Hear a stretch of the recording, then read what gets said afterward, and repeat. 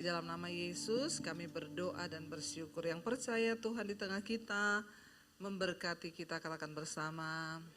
Amin, amin. Silakan duduk Bapak Ibu yang terkasih, Shalom. Bagaimana kabarnya? Luar biasa, terima kasih buat kepercayaannya saya boleh ada di tengah Bapak Ibu ya. Setelah melalui perjuangan yang panjang ya Bu. Iya saudara, kemarin gereja ini berulang tahun yang keberapa Pak? Yang keberapa? 73 tahun. Wah hampir mendekati bangsa Indonesia merdeka ya. 77 tahun, 73 tahun. Jadi kalau ukuran orang manusia itu sebenarnya sudah bukan dewasa lagi ya. Tapi sudah ya sudah mateng, jangan dibilang manula saudara, jangan dibilang tua, tapi sudah mateng ya. Nah yang mateng ini harusnya bisa lebih berdampak, bisa lebih dirasakan. Kalau matang itu kalau buah tentunya sudah manis ya. Jadi di sini semuanya saya percaya sudah.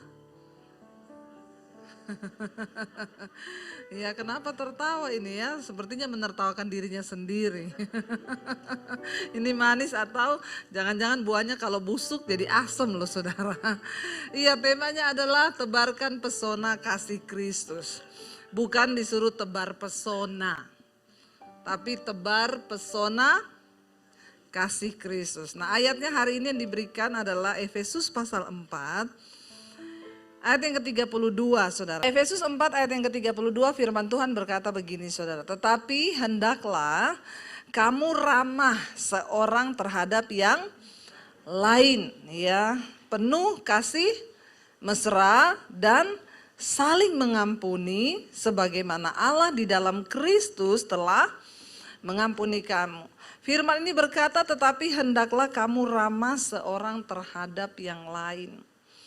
Ya saudara sudah 73 tahun ya kalau kita ini tidak menjadi Kristen yang benar yaitu kebangetan saudara. Harusnya kita ini sudah semakin dewasa. Hendaklah kamu ramah seorang terhadap yang lain penuh kasih mesra. Ya tetapi jangan bermesra-mesraan. Apalagi kalau berlawanan jenis. Saudara ya ayat ini bilang kita harus ramah ya dengan penuh kasih mesra dan saling mengampuni. Soalnya yang namanya dosa itu sekarang itu ya nggak main-main saudara.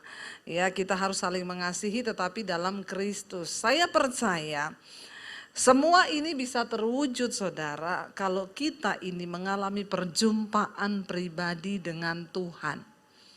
Katakan amin.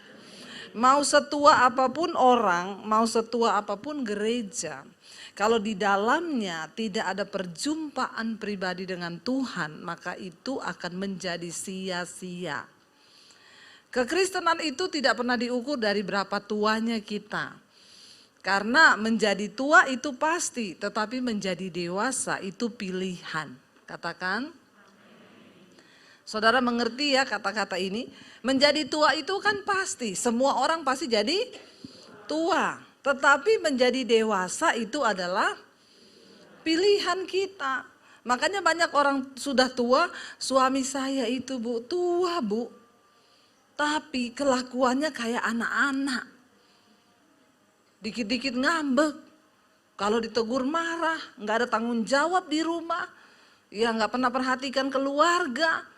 Ya padahal sudah tua loh. Jadi menjadi tua itu pasti, tapi menjadi dewasa itu sebuah pilihan. Sebaliknya saudara, walaupun seorang itu masih muda umurnya, tapi kalau dia berjumpa Yesus, dia menjadi dewasa di dalam rohani, maka itu akan menjadi berbeda. Walaupun muda, penuh tanggung jawab. Ya, jadi makanya yang masih pacaran di sini, tapi memang saya lihat nih gereja jarang anak muda ya.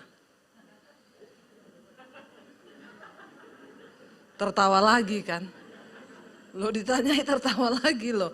Anak mudanya banyak gak di sini?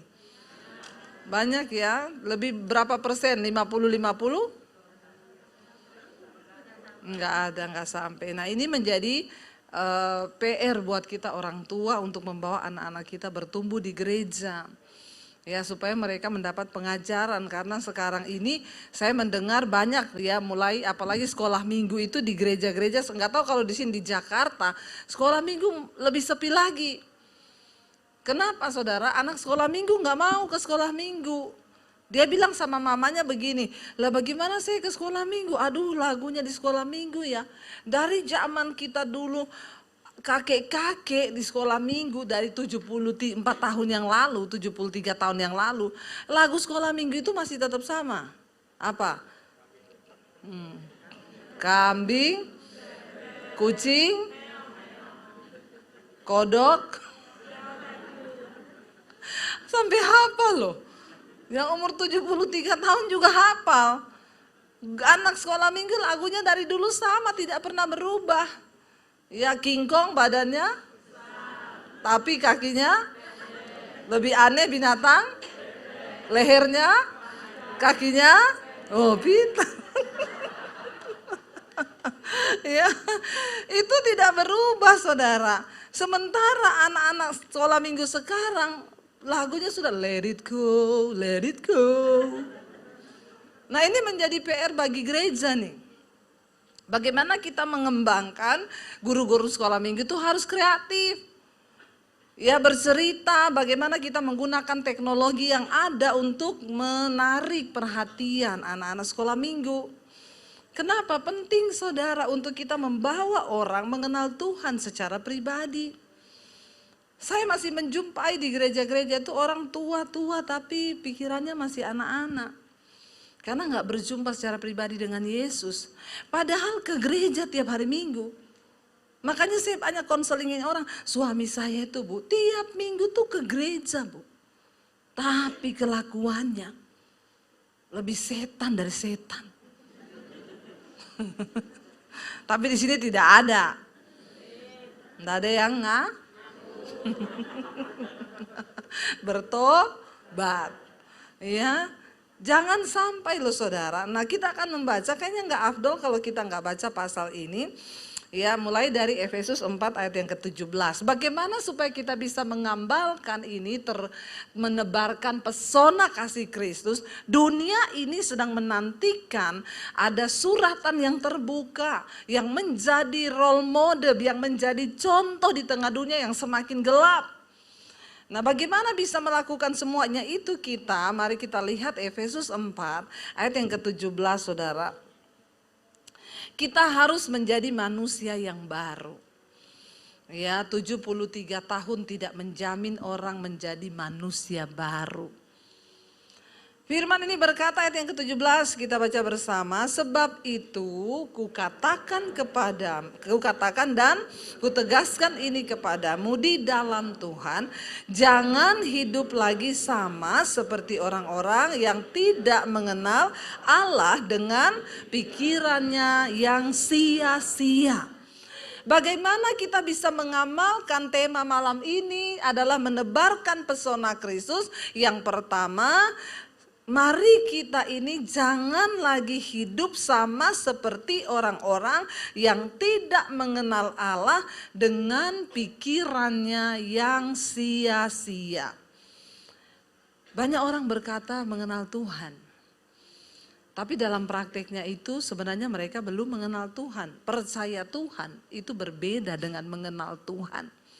Percaya saja tidak cukup, kita perlu mengenal.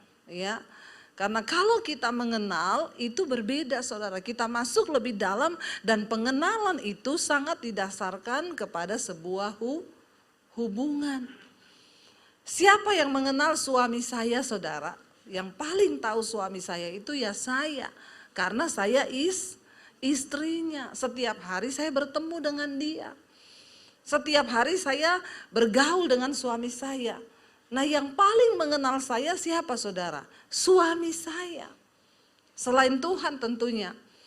Nah, bahaya itu kalau istri kita itu kita tidak mengenal istri kita, malah suami tetangga lebih mengenal istri kita, itu bahaya.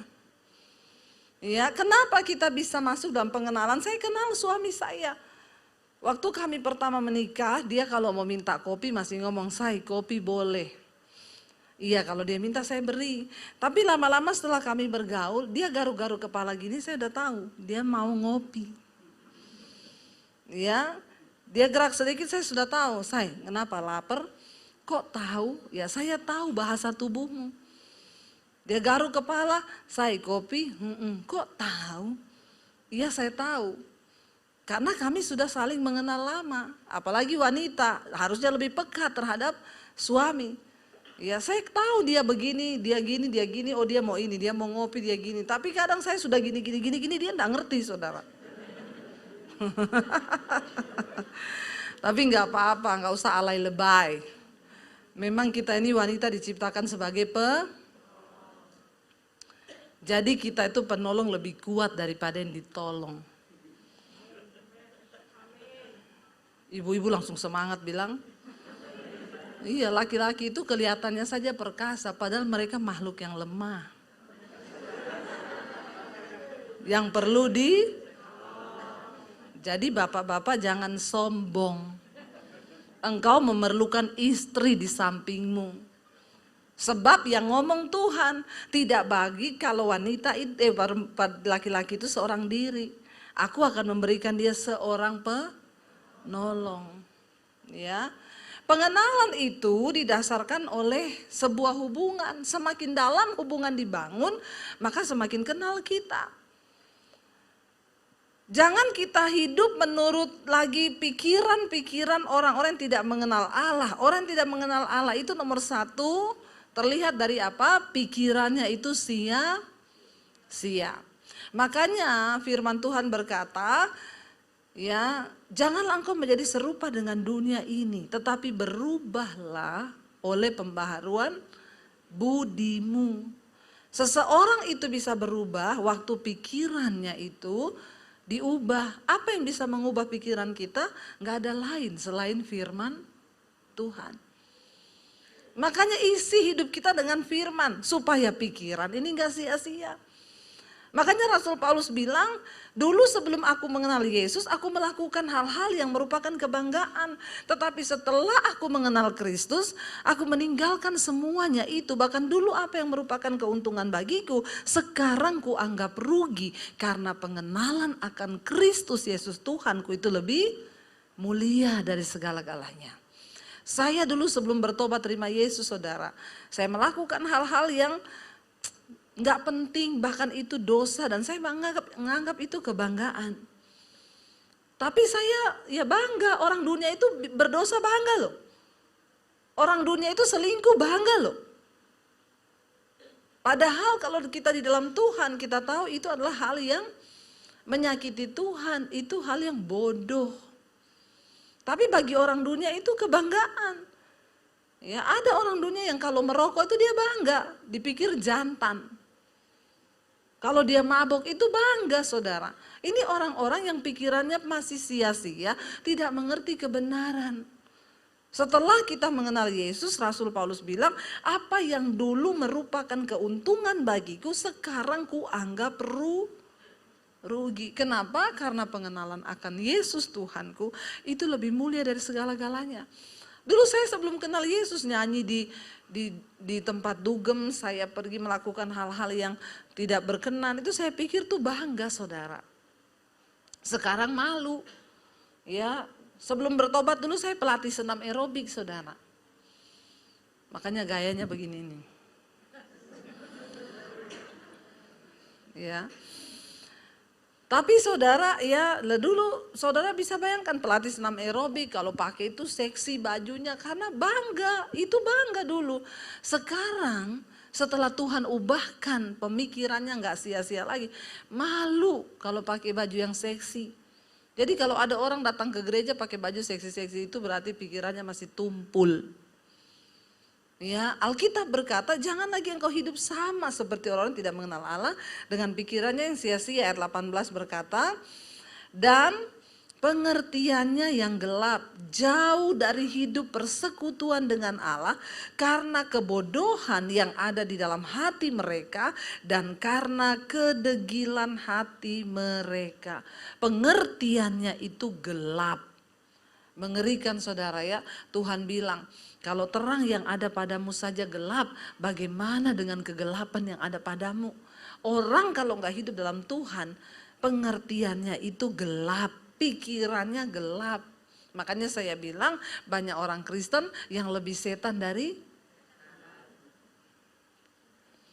ya udah tahu selingkuh, berzina. Ditanya kamu kenapa selingkuh? Gara-gara setan bu. Ih setan bilang, ih kasihan deh lu. Yang enak lu yang sial gua. Apa-apa salahin setan. Ya belum tentu apa-apa itu setan yang salah saudara. Ya beda antara daging dan setan itu berbeda. Ya, Alkitab bilang Galatia pasal 5 itu keinginan daging telah nyata. Apa itu keinginan daging? Percabulan, kenajisan, hawa nafsu, nafsu jahat, iri hati, kebencian, dendam, amarah, perseteruan, perpecahan, pemecah belah. Itu semua ada di dalam daging kita. Dan barang siapa yang melakukan hal-hal daging ini, dia tidak akan mendapat bagian dalam kerajaan Allah. Itu daging bukan setan. Jadi hati-hati. Kita harus bisa menekan kedagingan kita. Jangan pikiran kita menjadi gelap serta hidup kita jauh dari persekutuan dengan Allah. Saudara, apa yang dimaksud hidup kita ini jauh? Banyak orang merasa ke hari Minggu dia masih ke gereja. Bahkan melayani Tuhan. Tapi kalau engkau hidup di dalam dosa, hidupmu terpisah dari Allah. Kenapa? Karena dosa itu membuat manusia terpisah dari Tuhan. Kalau hari ini mungkin engkau pelayanan di gereja, tapi kalau engkau masih hidup dalam dosa, maka engkau hidup jauh dari persekutuan dengan Allah. Tapi saya Kristen bu, nggak peduli. Tapi saya melayani Tuhan, tidak peduli. Kalau engkau hidup dalam dosa, engkau terpisah dari Tuhan. Ayat 19 berkata, kita baca, karena itu saudara ayat 19 bilang perasaan mereka telah tumpul. Sehingga mereka menyerahkan diri kepada hawa nafsu dan mengerjakan dengan serakah segala macam kecemaran.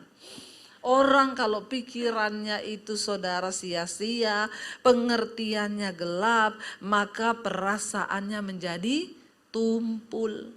Enggak peka sama Tuhan. Enggak ada kepekaan sama Tuhan, bahkan sudah melakukan dosa. Orang-orang itu ya saudara, kadang engkau masih hidup dalam kepahitan, engkau membenci orang lain. Ya, engkau tidak peka dengan Tuhan. Itu yang dibilang perasaanmu tumpul. Harusnya kita ketika bergaul dengan Tuhan, maka kita punya kepekaan. Kita marah sama orang aja, itu alarmnya di hati bunyi. Nit, kamu ndak boleh marah. Sehingga kita nggak sejahtera. Lalu kita berkata, Tuhan ampuni aku Tuhan. Aku melepaskan pengampunan buat dia. Aku ndak mau hidup terpisah dari Tuhan.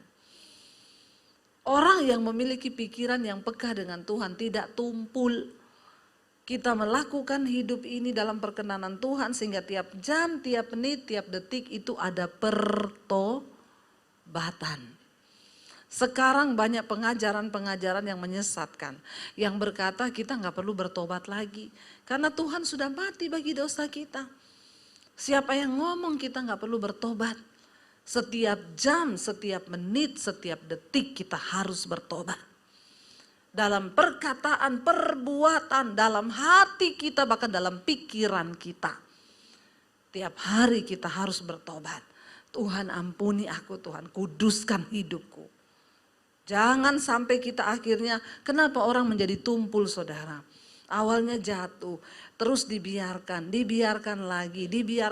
Saya mau kasih contoh. Ya saudara, orang kalau hidup dalam Tuhan, dia masih bisa berdosa enggak menurut saudara? Orang yang hidup dalam Tuhan masih bisa berdosa? Saudara bisa jatuh dalam dosa? Saudara masih bisa berselingkuh? Pendeta bisa nggak selingkuh? Kok lebih kenceng ngomongin pendeta ya? Ditanya saudara bisa selingkuh? Bisa. Pendeta bisa. Kayaknya ada sesuatu ya. Tidak ada seorang pun dari kita yang kebal terhadap dosa. Tapi kita harus mengerti cara kerjanya dosa itu dalam hidup kita. Kenapa orang bisa jatuh dalam perselingkuhan? Awalnya dia merasa itu biasa, saudara. Apalagi dalam hidup ini saya mau bilang, kita hidup ikut Tuhan, kita hidup dalam kekudusan, kita masih bisa jatuh dalam dosa, tapi kita tidak bisa terikat dengan dosa. Itu bedanya. Orang yang sudah menerima kasih karunia Tuhan, jatuh bisa, terikat no. Kenapa? Karena pikiran kita nggak tumpul. Perasaan seseorang yang dekat dengan Tuhan itu tidak tumpul. Makanya saya nggak terima kalau ada orang bilang gini, iya Bu itu pendeta selingkuh. Maklum Bu, pendeta juga kan manusia, dia jatuh. Itu bukan jatuh, itu doyan. Itu mau, itu terikat. Orang selingkuh itu tidak satu hari jadi. Ada orang ketemu langsung main mata, selingkuh yuk. Begitu? Enggak. Dosa kejatuhan itu apa? Marah, itu jatuh. Lalu kita bertobat, Tuhan ampuni aku itu enggak pengen marah loh. Tapi kenapa aku marah? Sekarang kan tinggal kita nih. Bagaimana kita ini? Nah kalau orang akhirnya dia jatuh, lalu dia terikat karena doyan. Rasul Paulus bilang, jangan mau lagi dikenakan kuk perhambaan. Jangan mau lagi. Kenapa orang bisa jatuh? Karena mau lagi. Lalu kita tengking dalam nama Yesus, aku ndak mau. Lalu kita berdoa, kita bergumul, sudah pasti selesai. Tapi waktu kita membiarkan terus, kita lihat kakinya Dian, kakinya Susi, kakinya semua kaki kita lihat. Lalu kita mulai terbiasa dengan itu. Lalu setiap hari kita ketagihan. Karena orang kalau sering nonton film porno itu tersimpan di alam bawah sadar. Sedikit saja ada celah kita diingatkan lagi setan. Karena dirasukin sama yaitu tadi roh. Jangan sampai pikiranmu jadi tumpul. Ada orang-orang yang hidup dalam kepahitan berkepanjangan. Sampai tiap kali ingat orang dipahiti itu bisa loh badannya gemeter, jengkel. Kalau kita punya kepekaan sedikit aja kita jengkel orang ini kayak gini-gini. Lalu Roh Kudus perasaan kita nggak tumpul. Kita punya kepekaan, Roh Kudus ngomong kamu nggak boleh loh benci sama orang itu. Tuhan ampuni aku Tuhan, dalam nama Yesus aku lepaskan pengampunan. Walaupun aku ini sakit tapi aku, itu namanya pikiran perasaan kita tuh nggak tumpul. Tapi orang kalau pikirannya sia-sia, pengertiannya gelap, maka perasaan mereka tumpul. Sehingga mereka akan terus mengerjakan dengan serakah segala macam dosa. Ayat yang ke-20 dikatakan, tetapi kamu bukan demikian. Kita bukan demikian. Kenapa? Karena kita telah belajar mengenal Kristus. Makanya saudara belajar untuk mengenal Kristus. Kita punya Alkitab. Firman Tuhan bilang, bukankah dari kecil ada Alkitab firman Tuhan yang sudah diberikan kepadamu? Karena segala tulisan yang diilhamkan Allah dalam firman ini bermanfaat.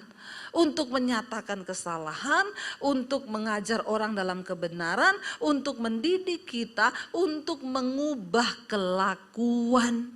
Yang saya bingung ada orang 73 tahun jadi Kristen tapi kelakuan tidak berubah. Ngeri saudara, orang kok puluhan tahun jadi Kristen gak berubah loh hidupnya. Lalu dia bilang lagi, Yesus tidak berubah karena itu aku pun seperti Yesus. Tidak berubah. Hati-hati saudara, kita harus berubah. Yesus tidak berubah tapi kita harus berubah. Ya, mari kita mengejar ya apa yang benar karena kita telah belajar mengenal Kristus. Masalahnya orang Kristen itu gak pernah baca Alkitab. Banyak yang datang, soalnya saya ini kalau baca Alkitab mesti ngantuk Bu. Ya, jadi dia konseling sama pendetanya, Pak Pendeta saya kalau baca Alkitab kok ngantuk ya. Pendeta bilang, pertama dia datang, Pak saya tiap malam tidak bisa tidur Pak. Pak Pendeta bilang berarti kau disuruh Tuhan itu untuk baca Alkitab tiap malam. Oh begitu ya Pak, iya tidak ada yang kebetulan. Minggu depan dia balik, puji Tuhan Pak Pendeta, gimana? Imannya luar biasa. Memang Alkitab itu obat tidur yang manjur. Saya kalau enggak bisa tidur, saya buka Alkitab baru 5 menit langsung. berto. Orang Kristen gak ngerti firman, gak ngerti semua apa-apa itu, tidak tahu. Banyak loh saudara, banyak loh. Jangan ngomong 73 tahun gereja berdiri yang tidak mengerti cerita Alkitab saja banyak. Karena orang tua tidak mengerti firman. Jadi nggak tahu bagaimana kita mau ajar anak kita mengerti kebenaran. Orang tua sendiri, saya nggak pernah buka Alkitab. Ada orang berkata, Bu, saya ini majelis di gereja, Bu. Saya jadi Kristen puluhan tahun, tapi saya baru mengerti kebenaran setelah saya ikuti channelnya Ibu. Saya baru belajar mengenal tentang Tuhan. Mereka bersaksi, sekarang saya lepas rokok, Bu. Dulu saya paling malas lihat orang karismatik kalau nyanyi tepuk-tepuk tangan, nangis. Apa itu nangis-nangis? Kemarin saya wawancarain seorang bapak di Surabaya. Waktu dia sehat, ada seorang kakaknya kirim sama dia, nonton ini khotbahnya Debbie Basir. Istrinya juga mulai nonton. Istrinya bilang, Pak, kita nonton nih loh Debbie Basir. Nggak seneng sama Debbie Basir itu, kenapa? Dikit-dikit nangis. Apa itu pendeta nangis terus. Lalu dia nggak dengar, tiba-tiba dia divonis kena kanker. Lalu dia harus berangkat ke Singapura, Malaysia berobat. Ketika di sana dokter berkata tidak ada harapan. Lalu akhirnya dia sudah koma di ICU, saudara. Tuhan Yesus datangi dia secara pribadi. Waktu dia dirawat, istrinya tiap malam puter mesbah doa. Ya, puter mesbah doa. Ketika dia di rumah sakit, dia berbulan-bulan di rumah sakit. Tapi dia koma 3 hari gak sadar. Selama di rumah sakit sebelum dia koma, tiap malam istrinya putar. Jadi kita itu mesbah doa kan awalnya lagu dulu saudara. Ya kita nyanyi, puji-pujian ya. Ku pandang wajahmu dan berseru. Saudara bayangkan orang lagi dalam keadaan sakit kanker, divonis mau mati, dengar puji-pujian, nangislah dia kan. Baru dia ngerti itu nangis itu seperti apa. Tapi puji Tuhan, Tuhan melawat dia 3 hari di ICU, tiba-tiba dia dapat penglihatan, Tuhan Yesus mendatangi dia. Dan akhirnya dia besok paginya bangun, dia sadar, dokter bilang tuh gak mungkin. Dan dia disembuhkan saudara, dia bilang, Ibu Debbie, sekarang saya tiap malam dengar mesbah doa, tiap pagi dengar mesbah syukur. Terus Bu baru nyanyi, sudah menangis. Saya bilang, sekarang Bapak rasa bagaimana indahnya menangis dalam Tuhan? Oh Bu, ngomong sama saya aja udah nangis. Makanya beda orang itu kalau mengalami Tuhan. Saya bersuka cita mendengar orang berubah hidupnya. Itu yang lebih menyenangkan Tuhan. Apa mujizat terbesar dalam hidup ini? Waktu hidup kita diselamatkan dan kita mengalami perubahan. Itu mujizat terbesar. Belajar untuk ya mengenal, karena kamu sudah menerima pengajaran di dalam Dia ya. Ayat yang ke-21 dikatakan, karena kamu telah mendengar tentang Yesus dan menerima pengajaran di dalam Yesus menurut kebenaran yang nyata dalam Yesus. Kamu telah belajar mengenal Allah, kamu telah mendengar tentang Tuhan, kamu menerima pengajaran di dalam Dia menurut kebenaran yang nyata dalam Yesus. Jadi kebenaran itu hanya ada di dalam Yesus. Berapa waktu yang lalu saya melayani seorang artis saudara. Tiba-tiba dia WA ke saya pagi-pagi, jadi di nomor HP saya itu yang masuk puluhan ribu. Saya tuh berdoa, Tuhan tolong tuntun saya setiap kali jawab WA ini, yang saya jawab itu yang memang orang yang Tuhan pilih. Ya, lalu saudara saya itu berdoa sama Tuhan biar Tuhan itu yang tunjuklah ini yang siapa. Lalu artis tuh ngomong, tolong baptis saya. Saya bangun pagi-pagi habis mesbah syukur, saya buka itu WA. Tiba-tiba masuk, ting, tolong baptis saya. Wah ini serius ini emergency nih. Saya langsung balas, serius kamu mau dibaptis? Iya saya serius. Yaudah, saya telepon, kenapa kamu mau dibaptis? Dia cerita, papa saya meninggal, papa saya itu bukan orang Kristen dari seberang. Dan karena papa saya meninggal, akhirnya saya setiap hari saya sholat 5 waktu. Karena itu akan menyelamatkan papa saya bisa masuk surga.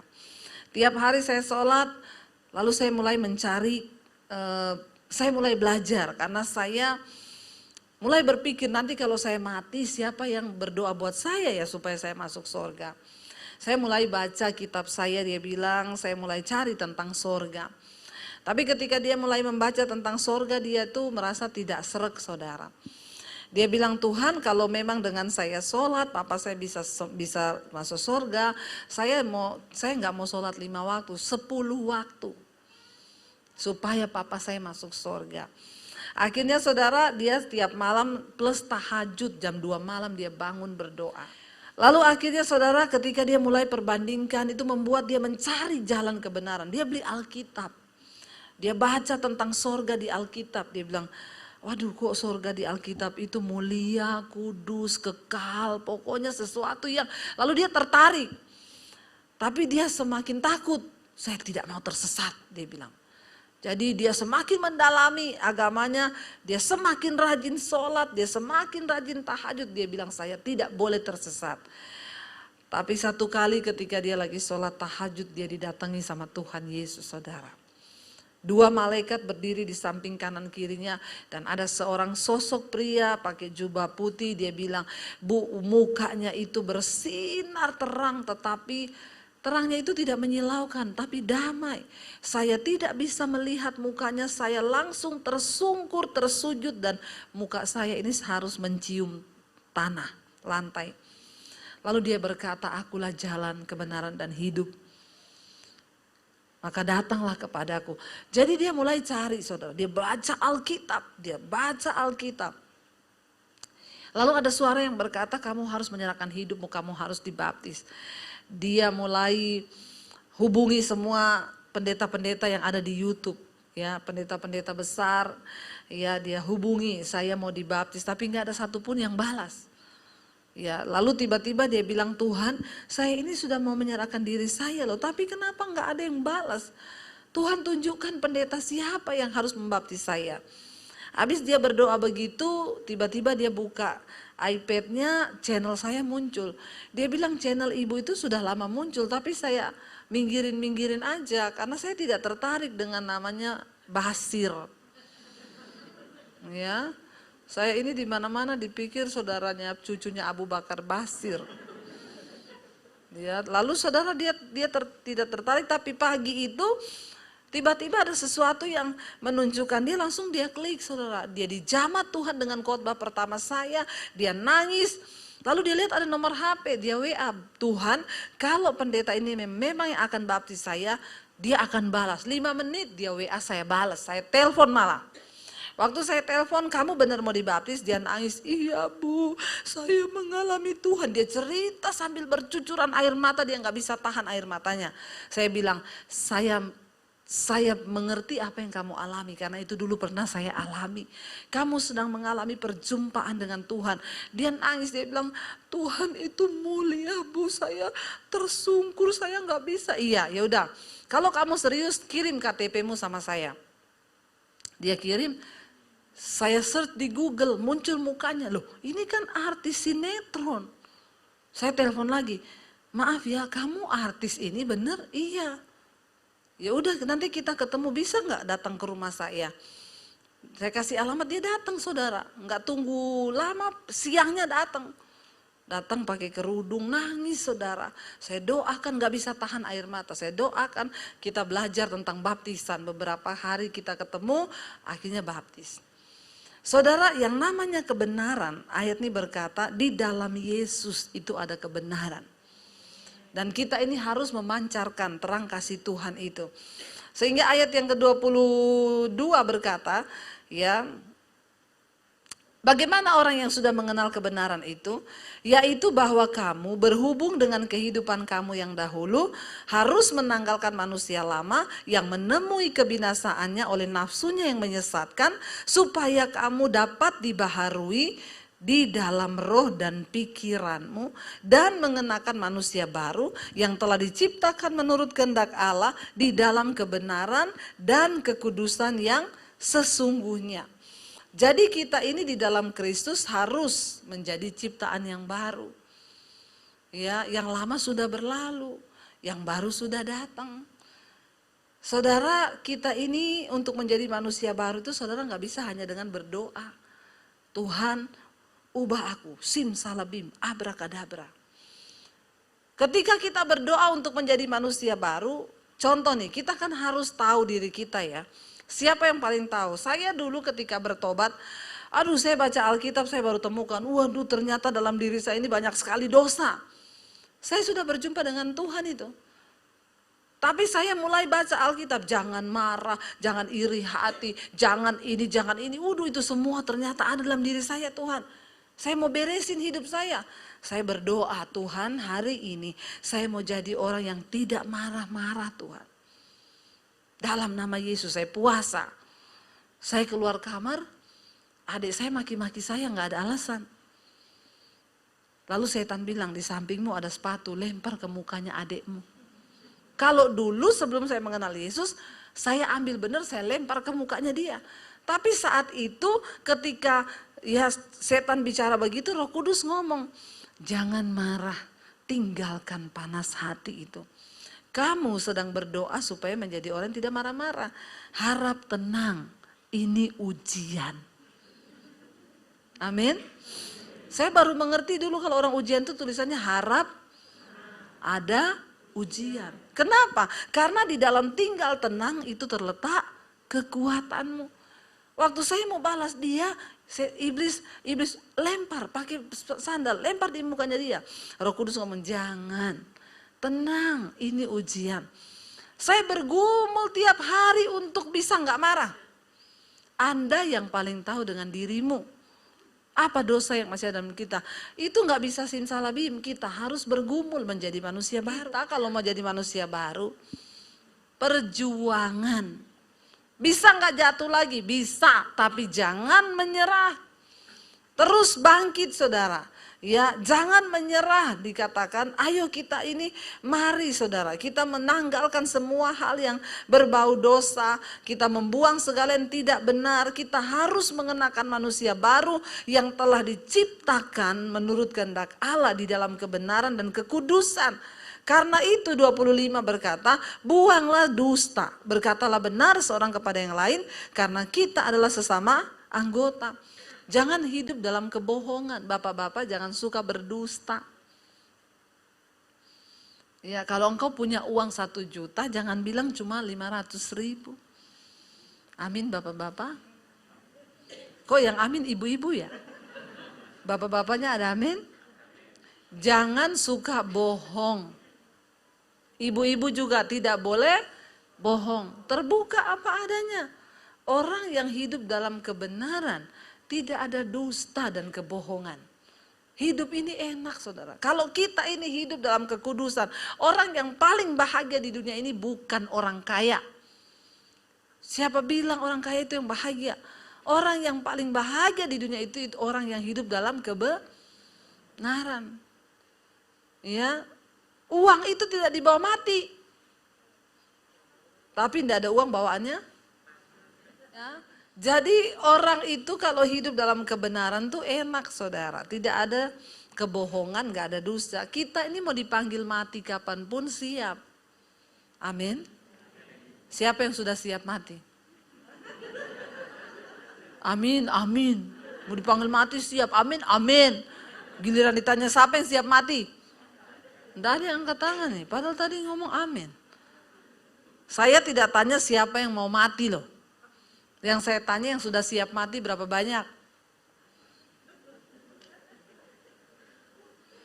Ya, saudara siap atau tidak kalau waktunya datang? Berangkat. Jadi daripada tidak siap lebih baik siap. Makanya buang dusta, berkatalah benar seorang terhadap yang lain. Karena kita ini adalah sesama anggota.